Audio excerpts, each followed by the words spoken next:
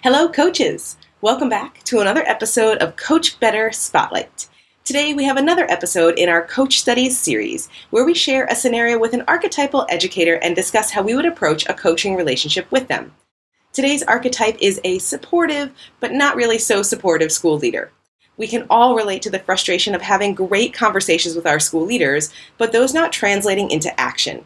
In today's Spotlight, we highlight one of our favorite strategies for working with school leaders. In the full-length podcast episode, you can hear all 8 strategies we can use with our school leaders to turn talk into action, as well as 4 groups of community stakeholders coaches can collaborate with to help make things happen. If you enjoy any part of this video, please give it a thumbs up. And if you'd like to see more conversations like this, please subscribe to our channel and click the notifications bell to find out every time we release a new episode. Remember, you can also listen to the full Coach Better episode wherever you get your podcasts. We are passionate about the impact coaching can have on student learning, school culture, and teacher professional growth, and we want to help you coach better. We've got some great opportunities for more learning after today's conversation, so stick around all the way to the end.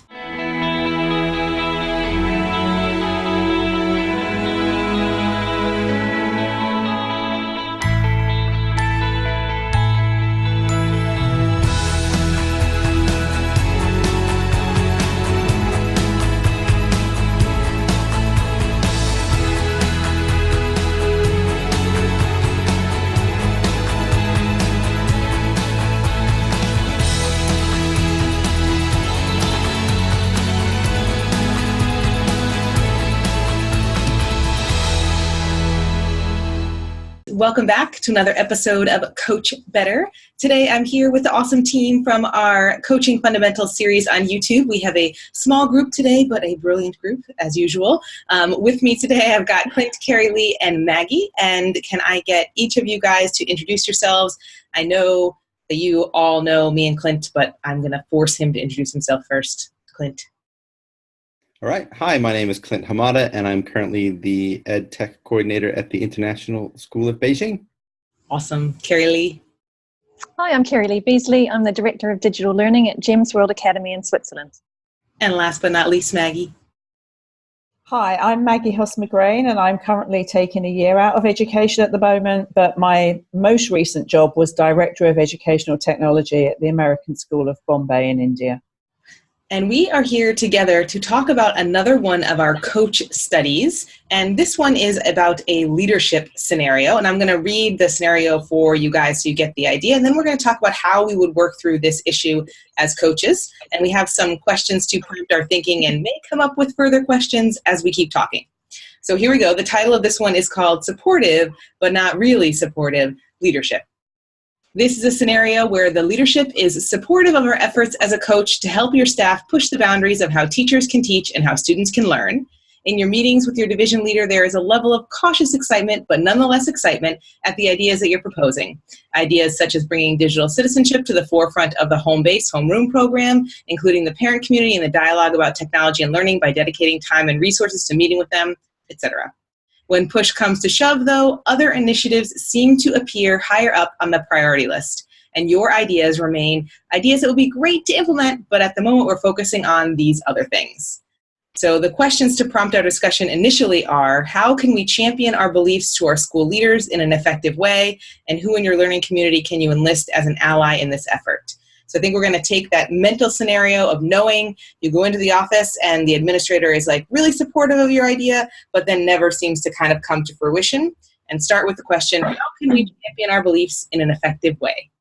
How can you go into, in this scenario where you know the school leader is going to say, yes, that's a great idea, how can you make this plan something that they are willing to take action on? Like what do we all think that you would have to do to make this something that would actually happen and not just a piece of paper?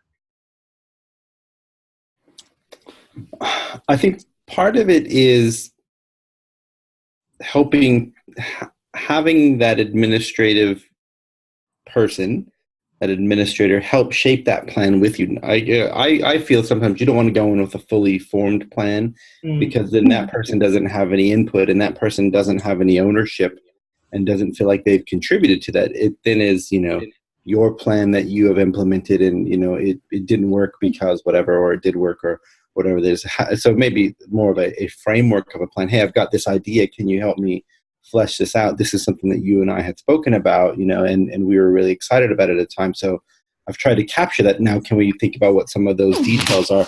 I have already started. You can help me finish this. And that gives them an opportunity to keep some of that ownership of that. And maybe that will help them prioritize it a little bit more, because they want to see their ideas succeed. As much as they want to see your ideas succeed, I think we all want to see our own ideas succeed as well.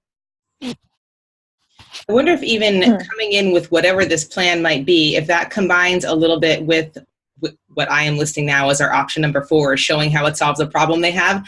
Like if your plan actually meets one of the needs or the goals or the initiatives of the school leader, and you come in saying like, I know you want teachers to X, here's my suggested plan to make that happen. What do you think of, how I've outlined this here? How do you think we could work this into your, existing schedule? What do you think? And kind of coming with that sort of framework where you're actually combining the idea of having some sort of framework like Clint is talking about with the buy-in of meeting one of the needs of your administrator.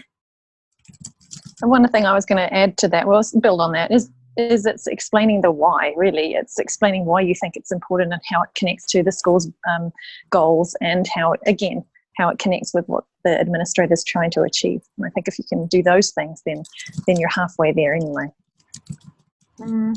I absolutely agree with Clint that ownership is the most important thing, because without the administrators feeling they own it, when you leave, everything will leave with you, because no one will see it as being part of their job or their responsibility. So I think Clint, it's absolutely vital that, perhaps you don't take them a finished product, but you take them something that they feel they can make their own.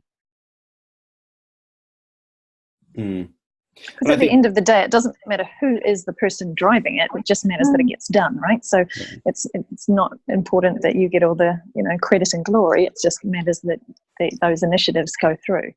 And I think that's a really important piece to remember too in all of these, that can be sometimes a little bit hard when we are so passionate about a specific topic that we feel like we want to kind of, I don't know, sometimes feel like it's ours. But this idea that you're like, I want to say that I think perhaps women are generally very good at this, like allowing our ideas to just be kind of usurped by others. But in this case, like doing it strategically. And I think women are really good at doing that strategically.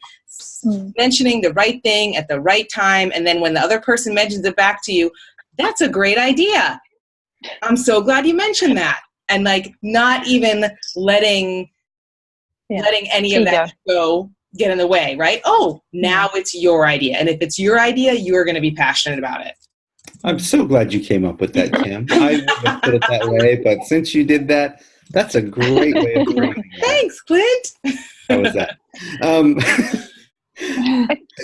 I just want to add too, and I know we're not going in the linear order that Kim always enjoys, but I think part of this ownership and goes back to this idea of showing how it solves a problem that they have, and what Carrie Lee said about, maybe it's how do you align yourself with the priorities of the administrator or of the school?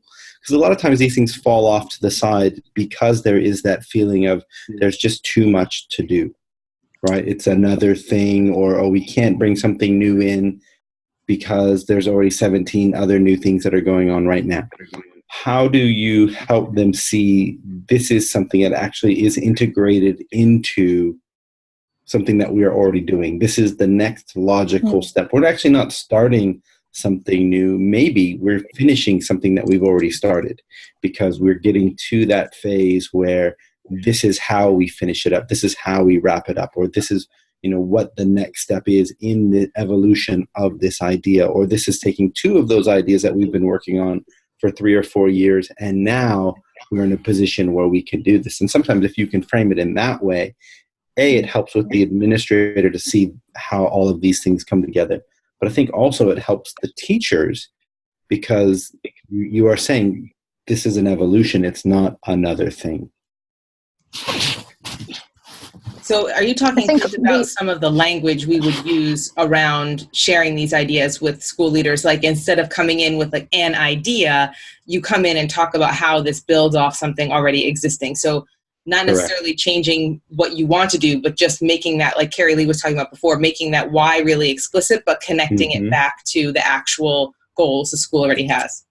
Because sometimes we see those connections, but we are not explicit in saying, because we assume what's obvious to me, right? We assume that everyone will see that connection, but sometimes they don't. Or sometimes they just kind of forget about it. And when you really highlight that, it's like, well, yeah, of course we would do it. Of course that's the next step, because we've already spent 3 years doing this already. And you're like, what a great idea. I'm glad you thought of that. I think something that's a challenge for administrators is that whenever teachers come to them, they're always thinking with a very narrow viewpoint of their own perspective. So whether they're an early childhood teacher, they're only thinking about that. Music teachers only about the music. And it's really important as coaches to have that balcony view where you're stepping up, taking a back step, looking at the bigger picture and seeing how your ideas fit in to that big picture. And I think that's sort of what you're saying. Clint, is that you need to make sure that you're making it clear how it fits in, and you might be pulling those threads together for people, but I think that would be really appreciated by administrators who often have to do those, but you don't know about all these other things I've got going on in the background. So, and it might give you some perspective too, because maybe you're going in with your blinkers on, right, and you're only your own target. And it's nice to have somebody say, that's a great idea. It's fair to say that's a great idea, but, we need to do step A and B before we can get to step C. And then when we get to step C, then we're ready for that as well. And being really open to that idea. That wraps up today's episode of Coach Better Spotlight. If you want to catch the rest of the recording, find it wherever you get your podcasts under the name Coach Better. And if you enjoyed today's episode, please subscribe to our channel and catch us on social media at Eduro Learning or follow the hashtag Coach Better. As promised, here is our exciting new professional learning opportunity that we're super pumped to be bringing straight to you. Time to talk is crucial for today's modern educator. We know that so many of you are juggling a lot because your students, your peers, and your stakeholders mean so much to you. We know that sometimes this means making it to a conference or a weekend workshop is not always your best option. And we know that even when you do make it to that conference, you may not have been able to dig as deeply into a topic as you wanted to. You might have been left with unfinished conversations. Your students, peers, and stakeholders deserve professional development that recognizes the challenges of a modern educator. Eduro gets it. We are responding to change in our professional world, and we build the professional development that we want to be part of personally. This year, Eduro wants to harvest your willingness to always learn more, your eagerness to do dialogue diligently. That's why this year we are proud to invite your voice to a brand new type of learning, Mastermind Ed. We know that groupthink is the enemy of creativity. That's why Mastermind Ed focuses on harnessing diversity of thought and context. We know that sometimes best practice is simply the result of not having new practice as part of the conversation. That's why Mastermind Ed focuses on making time for provocative perspectives. And we know that professional development that isn't tailored to you just shouldn't be called professional development. That's why Mastermind Ed prides itself on paving pathways with you. Who is Mastermind Ed for? If you have a role in school or education, this is for you. Whether the topic is brand new or you consider yourself an expert, Mastermind Ed will stretch your thinking and help you clarify key questions. By joining a Mastermind Ed, you'll bring back actionable ideas to your school, and you will have a network of educators to think with. So get ready for an online learning environment that values you, your time, and your school. Join us for Mastermind Ed, an opportunity that sparks, sustains, and supplements your inspiration. Early bird registration starts October 7th, 2019, and Mastermind Ed groups start January 13th, 2020. Find out more at edurolearning.com.